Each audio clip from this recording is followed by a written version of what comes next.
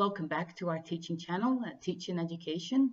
My name is Louise Potter, and today our topic is going to be Webquests. What are Webquests?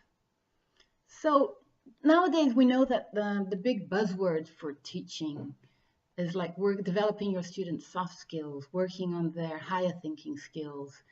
Students need to be active and not passive in the classroom. It has to be all teacher-centered and not, it has to be student-centered and not teacher-centered. So we cannot be instructing the whole time. And I think Webquests fit in very well to this kind of environment. So what are Webquests? So Webquests are inquiry-based activities where basically all the information is found on the web, on the net. Okay, so students are active the whole time. Teachers are not instructing, they are just guiding the students along. And it supports our students' higher thinking skills. So they are analyzing, they are researching, they are evaluating, and they are also problem solving because they have to, discover something on the net. So there are no predefined answers. Our students have to create, they have to discover something on the net. But in order for that to happen, the students need to have guidance. So there are some certain steps that teachers need to follow in order for a Webquest to be very successful. Okay, because students do much more than just memorize information. They have to look for the information, they have to analyze to see if the information is correct or not. So let's think about these 5 steps, which are very important for a Webquest to be successful. So the first step is the introduction. Okay, so what is the topic? What topic are you going to use? Is it going to be related to the content? Is it going to be related to the language that I'm teaching?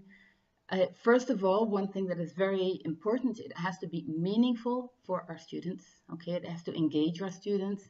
They have to be motivated. They have to want to know about this topic.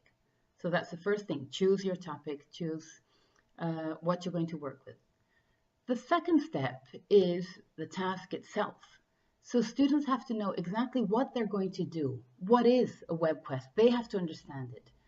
So a tip I give you is I think you should show them Webquests that have already been done on the net. There are thousands on the net that you can show them, okay? Because they have to understand what is the final product. So their task is what are they going to find out? What are they going to discover? What are they going to research? Okay, so by the end of the Webquest, what will they find out? So it's very important for you to show them a Webquest. So you show the beginning of the Webquest and then the final product.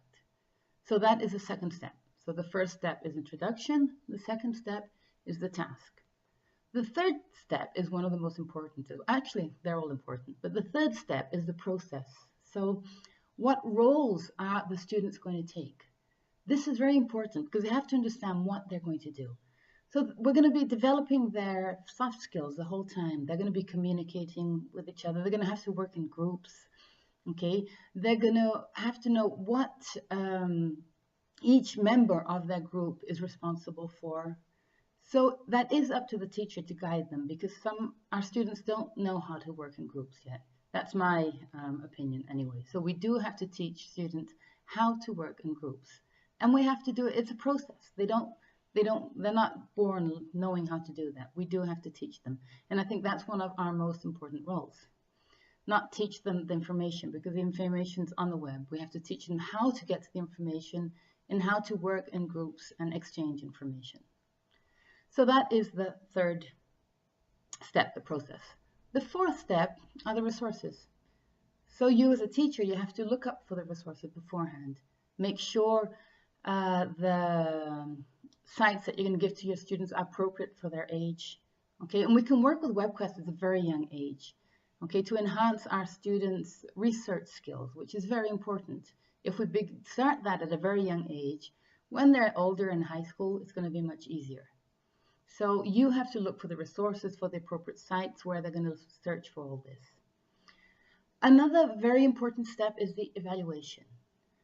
The evaluation is not an endpoint. You're not going to evaluate the product. Okay, you're going to evaluate the process. So each step has to have a certain rubric. So make sure you have rubrics for each step of the way and that your students know of these rubrics. At the beginning of the Webquest, you already show them what is expected from them.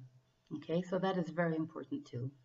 And the conclusion. So, the WebQuest itself. At the end, they have to present it, they have to show it to their friends, what did they discover, what did they research, and then present it to the rest of the group. So I think WebQuest are great activities to work on. Your students are on task the whole time.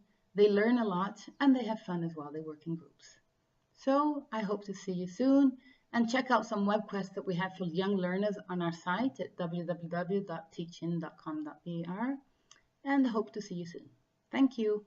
Bye.